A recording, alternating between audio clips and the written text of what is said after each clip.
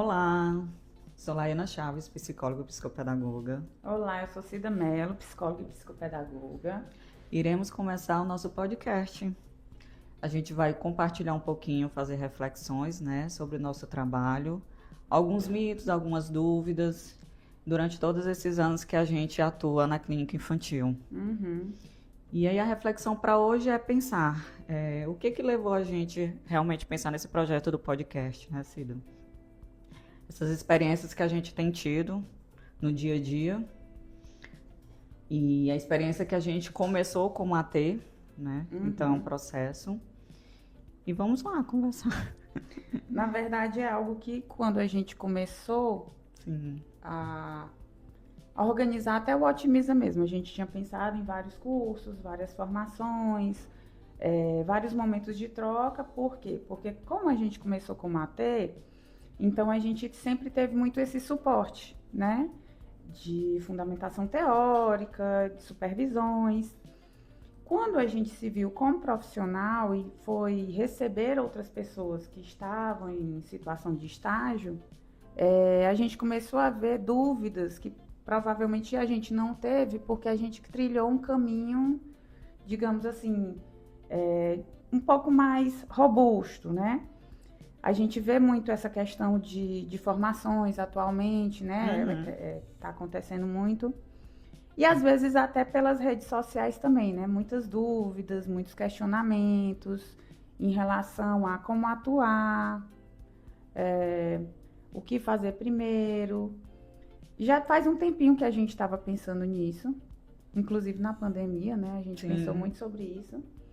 Só que a pandemia, ela acabou fazendo a gente ter outras prioridades, né? Tinha muitos questionamentos em relação à incerteza do que estava acontecendo ali. Então, assim, essa experiência que eu acho que a maioria passa, quem está na graduação, vamos focar um pouquinho nessa parte da graduação em psicologia, né? A psicopedagogia vem depois por conta de ser uma especialização, mas enfim. Eu sempre converso com as meninas, a gente compartilha, eu e a Cida também, em relação a que quem tem a oportunidade de estagiar como AT, independentemente do ambiente, né? Se é domiciliar ou se é numa instituição, uma escola, a gente abre nosso olhar, a gente tem outras reflexões sobre realmente essa atuação. Em comparação àqueles que não passam por essa experiência, né? Que termina se formando e não tem esse estágio em relação a esses ambientes, a gente vê o quanto é mais desesperador se deparar com a atuação do trabalho quando a gente não tem essa experiência do estágio. Sim. Conversar com profissionais, receber orientações, né, sugestões. Então, amplia muito esse conhecimento que a gente tem em relação à nossa área. Até porque eu acho que o que é que acontece, né? Quando a gente está estagiando, a gente começa a ter contato com várias outras situações que na graduação, mesmo que a gente tenha uma disciplina de casos clínicos, por exemplo, a gente já pega tudo mastigadinho. Então, no dia a dia surgem dúvidas, por exemplo, quantas perguntas a gente não já respondeu relacionadas a coisas que o AT, a supervisionanda, nunca pensou que iria acontecer. Sim. Né? Então, é um universo muito amplo. Quando a gente lida com pessoas, a gente lida com uma diversidade muito grande de contextos.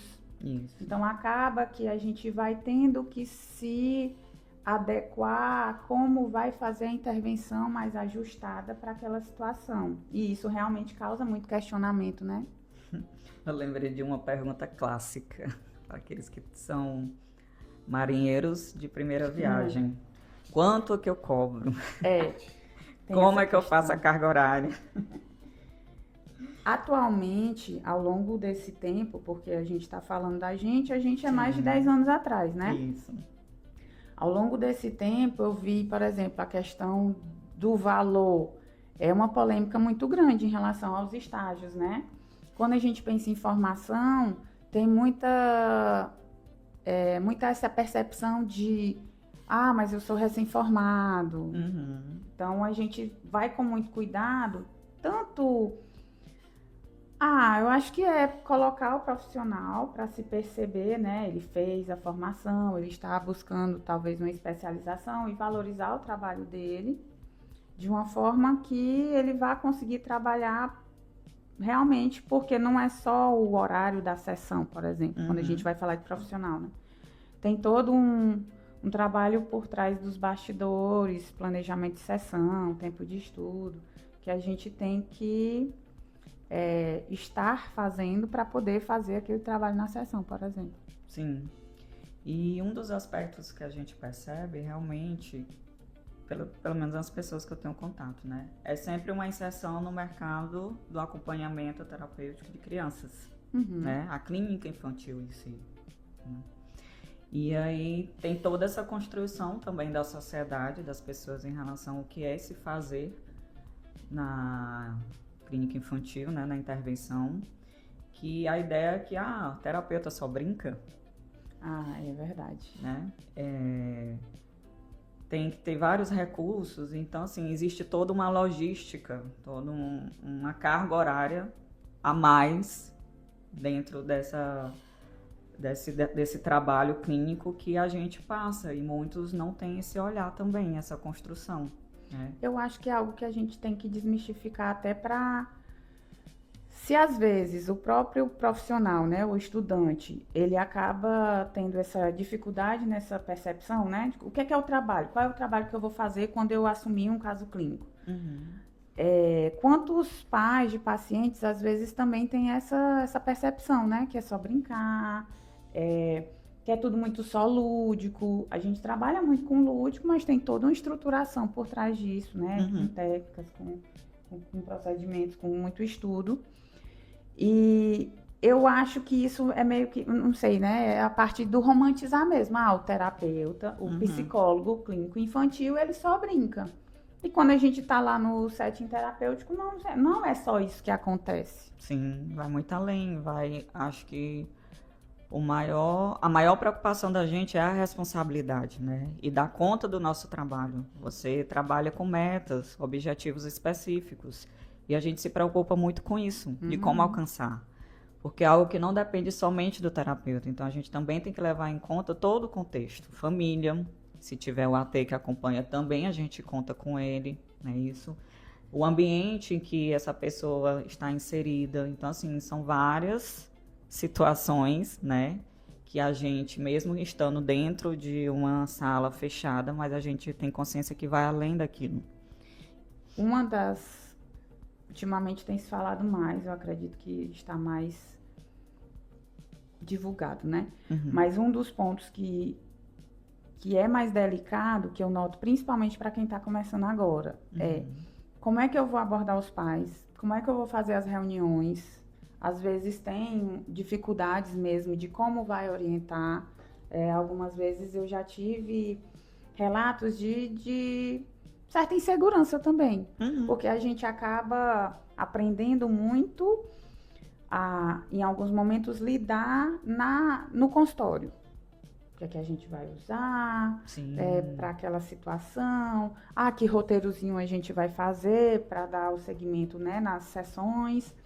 Mas quando chega o momento de o que fazer com os pais, eu noto que ainda tem um pouco dessa dificuldade atualmente. Então, é como se às vezes a gente visse muito o modelo medicamentoso, né? A criança vai para o consultório, tem um psicólogo, e aí a criança volta para casa, volta para o ambiente dela. Quando, na verdade, eu costumo falar, né?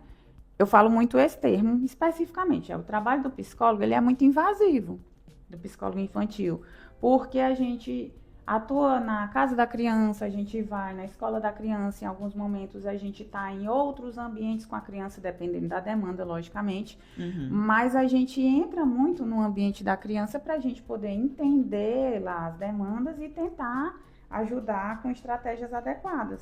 Isso, e aí cabe a postura do profissional de como proceder nesses ambientes, que é como você falou, uma coisa é sua postura para com os pais, outra coisa é sua postura para com a criança. Outra coisa é a sua postura para lá o professor na escola, né, quando você faz a visita. Então, realmente existe dúvidas desde os documentos a serem usados, estrutura de anamnese, estrutura de registro, né? A própria estrutura e vocabulário de um relatório. Sim. Né? Então, são coisas bem específicas que eu vejo que a gente não se aprofundou tanto na graduação e que a nossa vivência realmente nessa outra realidade, que é o mercado de trabalho, termina nos exigindo e a gente realmente tem que buscar por essas atualizações, né, no sentido de, qual é a estrutura que mais se adequa realmente ao meu trabalho de forma ética, né, e responsável. A gente vai aproveitar esse espaço justamente para compartilhar, né? Compartilhar conhecimentos e também tirar dúvidas, verificar questionamentos, porque como a gente falou no início, a história do podcast, pensar nesse formato, né, que é um formato comum atualmente, mas é um formato que, digamos, é mais flexível, mais acessível, é justamente poder disponibilizar mais essas informações de forma prática, de forma didática, de forma... uma conversa, numa roda de conversa aqui, né? Sim, o objetivo é mais esse diálogo, na qual vocês podem participar também e devem. Quanto mais perguntas, dúvidas vocês compartilharem, melhor para a gente estar tentando ter esse diálogo no qual traz essas reflexões e que a gente vê que no nosso dia a dia sempre são ciclos em relação a isso, esses questionamentos que a gente começou a citar, mas que participam muito desse nosso trabalho. E a intenção é justamente isso, a gente poder conversar com o máximo de pessoas possíveis, né? E trazer essa conversa na qual todos possam alcançar e a gente tirar essas dúvidas, né? Na medida do possível, claro. Informações que a gente vai tentar na maior forma de qualidade, tá? Em relação a isso.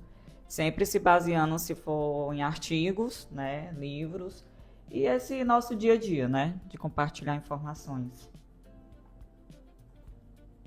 Então, uma das coisas que a gente colocou aqui, que a gente pontuou, é realmente voltado para essa questão mesmo da clínica infantil. Quanto que a gente tem esse ideal de quando a gente está numa graduação, que a gente está saindo, nascida que faz as supervisões com as meninas, e tem esse dia a dia em relação às dúvidas que elas compartilham. Eu acho que é um recorde em relação à parte realmente da documentação, né? A insegurança em relação a essa organização dos recursos terapêuticos que a gente pode usar e também essa parte realmente dos protocolos, dos documentos, os quais são mais usados, dependendo da demanda. Esse conteúdo, digamos assim, né? Esse conteúdo, ele acaba sendo muito trabalhado quando a gente faz uma especialização, quando a gente está em supervisão, né, que a gente tem uma orientação ali direcionada, mas, por exemplo, se eu for parar para lembrar da graduação, é de forma muito rápida, é muito rápido, é trabalhado tudo. Sim. Então, não dá para fixar realmente. Aos poucos é que a gente vai se organizando, porque tem outro ponto também. O trabalho na clínica é muito baseado em organização, porque envolve muitos documentos de registro de sessão, documentos que a gente recebe, que os pais trazem. Então, é relatório de escola, é relatório de médicos, é relatório de outros terapeutas, as nossas próprias avaliações, os registros pós-sessão. Então, é um volume muito grande de dados que todo tempo a gente tem que lidar. Aos poucos, a gente vê que já deve ter até cursos direcionados, né? Sim. Só para isso. Mas é algo que normalmente a gente vê que tem dúvidas realmente, né? Como fazer, qual a linguagem usar. Então, é outro ponto muito importante que precisa ser... Pode ser até um tema específico futuramente, né? A gente vai trazer, a gente vai abordar. Mas são questionamentos, são muitos questionamentos relacionados a isso, porque é um trabalho que envolve muita documentação, né? Muito registro de dados. Outro desafio que a gente tem é a parceria com a família. Quantos pais realmente se dedicam a participar do processo terapêutico? E que a gente que está desse lado, do lado do terapeuta, a gente vê que é uma prioridade. E aí, durante esse atendimento, a gente precisa fazer essa construção dessa parceria, né? Desenvolver realmente o quanto que os pais são importantes nesse processo e que não cabe somente a responsabilidade do terapeuta, vai além. Então, muitos dos comportamentos, por exemplo, que a gente tenta desenvolver, fazer o manejo, né, a gente precisa generalizar. E essa generalização a gente conta com quem tem maior contato de tempo com o paciente, com a criança, né? No caso, eu digo criança por conta do nosso foco que é clínica infantil. E a gente tem que fazer esse trabalho de orientação parental. E é outro desafio para o terapeuta, né? Saber como lidar com esse processo durante a orientação dos pais. Eu acho que a maioria vem com essa dificuldade. E aí o que eu sempre oriento, tanto em informações, em cursos, quanto em supervisão, é tudo isso que a gente está falando aqui, de ter o contato com os pais, deve ser feito já na anamnese, né? No primeiro contato com os pais. Então, deve ser explicado que o trabalho não é só feito com a criança, que a gente vai precisar muito da parceria deles, não só dos pais, a gente fala de rede de apoio total, mas quando a gente pensa em responsáveis, os responsáveis são os pais, né? Mas é algo que eu penso sempre em ser construído de uma forma muito amistosa, porque eu já tive experiências, por exemplo, de ser muitas orientações em registro, por exemplo. Tá aqui o que é para você fazer. Só que aí o que eu sempre falo para os terapeutas é, o pai não é terapeuta. Sim. Mesmo que o pai seja terapeuta. Laiana, você tem um filho. Mesmo que você seja uma psicóloga, você não é a psicóloga do seu filho. Isso. Você é a mãe do seu filho. Então, a gente tem que saber dividir esses papéis de forma adequada, porque quando eu vou orientar a Laiana, eu vou orientar a mãe Laiana. Então, como é que ela vai fazer? Eu não posso esperar que ela já tenha uma postura, porque o papel dela naquele momento é outro. Então, esse cuidado de ter muita empatia, ter muito cuidado com as palavras, com as exigências, por exemplo. Às vezes a gente quer, que é outro ponto, provavelmente até ia pontuar depois, mas o nosso trabalho, ele prevê resultados. Então, a gente está em busca de resultados. Então, eu vejo jovens recém-formadas que é como se fosse tudo, precisasse ser muito rápido. A gente que já está há mais tempo, a gente sabe que nem tudo acontece tão rápido quanto a gente gostaria. E aí a gente também tem que ter o cuidado, porque às vezes o pai vem com essa urgência, né? E a gente sabe que nem tudo se resolve tão rapidamente, principalmente quando a gente fala em adquirir novos comportamentos, aprender novas formas de fazer. É como se hoje eu tivesse com mais calma e pedindo também que as pessoas fossem com mais calma. Porque nessa urgência a gente se atropela, por exemplo, né? Em certos objetivos, em certas formas de lidar com alguns comportamentos. Mas é algo que é muito... É outro ponto que a gente poderia falar só de orientação parental. Isso. Dá muita conversa. Vem até desde os próprios recursos que você pode usar durante a orientação. Porque, como você falou, muito é a questão do registro, do papel que entrega. Mas a gente percebe que, da mesma forma que a gente planeja um atendimento com uma criança, a gente deve planejar essa orientação. E, às vezes, só aquele papel, só aquelas instruções não é o suficiente. Você pode usar um vídeo, você pode usar um mapa mental, né? Então, assim, possibilidades na qual realmente a informação repassada ela seja compreendida justamente por eles, né? E é importante você falar isso, porque do mesmo jeito que com o paciente a gente vai se adequando à forma de melhor obter engajamento, né? A gente também tem que se adequar à melhor forma que a gente vai ter o engajamento dos pais. Isso. Né? Se a gente for muito aversivo, se a gente for muito exigente, se a gente for muito só de, tá aqui o que é para fazer. Só cobrar. né? Não, talvez a gente não tenha um ganho como a gente esperaria, né? Inclusive ver as expectativas deles. Né? Porque é outra coisa que eu acho que é a base para a gente poder montar, por exemplo, um plano terapêutico com os pais. Sim, de orientação, sim, né? Sim. Até porque existe profissionais específicos também para isso. Então, tem clínicas, pelo menos que eu já tive contato, que o profissional é só da criança e tem outro profissional dentro da clínica, no mesmo espaço, que é somente para orientação, né, dos pais. Dos pais, em relação a isso. Eu acho que mais é nesse sentido, né? A gente trouxe esse início em relação a essas reflexões nas quais a gente está comentando, mas que a gente vai aprofundar nos outros encontros. Então, a gente tem, né, como projeto ser mensal, né? A gente está se encontrando, conversando um pouquinho e com temas específicos em relação a esse nosso trabalho, né? Que a gente já vem há um bom tempo desenvolvendo e que a gente gostaria realmente de compartilhar com vocês. Não ficar só uma conversa que eu percebo que a gente tem nesses nossos cursos, né, nos grupos de estudos que a gente promove, e que nesse particular são reflexões que, dependendo da cidade, dependendo do evento que a gente participa, a gente percebe que é o mesmo, a mesma colocação, né, a mesma dúvida. E aí a gente quis, dessa forma, compartilhando, né, uma perspectiva. É uma coisa que a gente até já comenta com frequência. O trabalho do psicólogo infantil, ele é muito solitário. Sim, né? A gente que faz... a gente que trabalha na clínica, o que é que acontece muito? A gente está aqui na clínica, recebe paciente, né, tem um feedback com o pai, aí recebe próximo paciente, tem um feedback com o pai, recebe próximo... O dia é assim, tem uma visita escolar, mas é muito a gente com o paciente, a gente com o pai, a gente com a escola.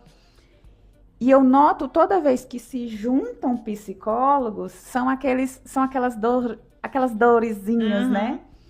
E abrir um espaço para a gente falar de forma ética sobre isso, eu acho importante, porque tem muita gente que fica com questionamento, com uma dúvida, com uma dificuldade, e às vezes acha que é só com ele, que é só ele que tem. E na verdade não, provavelmente a gente passa pelo mesmo trajeto e vai se descobrindo e vai verificando o que é bom, o que não é, o que é adequado, o que não é. Engraçado. Errando e acertando, né? Você falando, eu lembro das expressões faciais delas comentando. Ainda bem que não é só comigo. Realmente acontece com várias, né? E é isso, quando a gente se encontra e tem essa conversa, a gente tem essa reflexão realmente. Não é só com você. A gente também já passou por isso e ainda passa por isso, realmente. E aí traz toda essa como é que eu posso dizer? Essa dor compartilhada, realmente, né? Eu digo dor porque são dúvidas que às vezes a gente fica só conosco e não consegue repassar para o outro por conta dessa dinâmica realmente do dia a dia do trabalho. Eu acho que vale a pena porque, pronto, o ponto que a gente falou de treinamento parental, né? Orientação dos pais.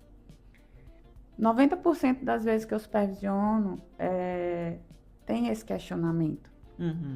E a gente não tem uma fórmula, né? Mesmo que a gente tenha muitos livros, mesmo que a gente tenha muitos cursos, às vezes você vai descobrir a forma como você vai interagir. Normalmente tem lá algumas diretrizes de como você vai se portar, como você vai se falar, como você vai falar. Só que mesmo assim você é uma pessoa, é o profissional ali, e você vai achar o seu jeito mais adequado, digamos assim, né? Sim. Eu acho importante a gente trazer esses questionamentos. E eu até brinco que aquela velha brincadeira, aquela velha expressão, né? No meu tempo, isso teria trazido várias soluções, digamos assim, de uma forma mais tranquila, mais amena, porque o trabalho no consultório, ele é muito dinâmico e ele é cheio de desafios. Então, a gente tem que lidar com várias situações que não está lá no livro, que não está lá naquele curso, né? Então, quando a gente compartilha, logicamente falando de novo de forma ética, a gente consegue formar uma base, digamos assim, né? Então, penso que agora a gente pode seguir essa certa estrutura, ou talvez esse seja, vou pesquisar mais ou estudar mais sobre esse caminho aqui. É o norte, na verdade, né? Algo que eu penso assim, a gente desperta para poder buscar mais conhecimento, informações verídicas, né, diante daquele processo que a gente quer desenvolver, né? Fazer o planejamento, na verdade. E aí essas conversas é que vai fazer justamente despertar o existir ou não existir daquilo que a gente tem dúvida, né? E buscar conhecimento para melhorar mesmo o nosso trabalho. Então, assim, para a gente finalizar, a ideia realmente é essa, da gente estar compartilhando reflexões sobre o nosso trabalho. Vocês aí do outro lado poderem realmente também trazer essa dúvida, que muitas vezes não é só com você, é com todas nós. E a gente poder trazer essas discussões importantes, que realmente vai fazer diferença no desenvolver do trabalho de todos nós, né? E a gente vai estar se encontrando mensalmente, trazendo esses temas específicos. A gente vai estar divulgando nas redes sociais e vai ficar gravado, né? A intenção é essa, de deixar gravado e vocês poderem estarem acompanhando nosso trabalho. É isso, é abrir um canal de conversa. Então, a gente já teve algumas caixinhas de perguntas, por exemplo. A gente tem a rede social, que podem também entrar em contato, né? Isso. Que é a do Otimiza. E a partir daí a gente criar um grande grupo de conversa, digamos assim, né? A gente poder se comunicar. O objetivo realmente é compartilhar conhecimento, é desmistificar algumas coisas, né? E trazer, quem sabe, um colo amigo em alguns momentos também. É isso. Então, agradecemos. E a gente vai manter contato pelas redes sociais, tá? Abraço. Tchau.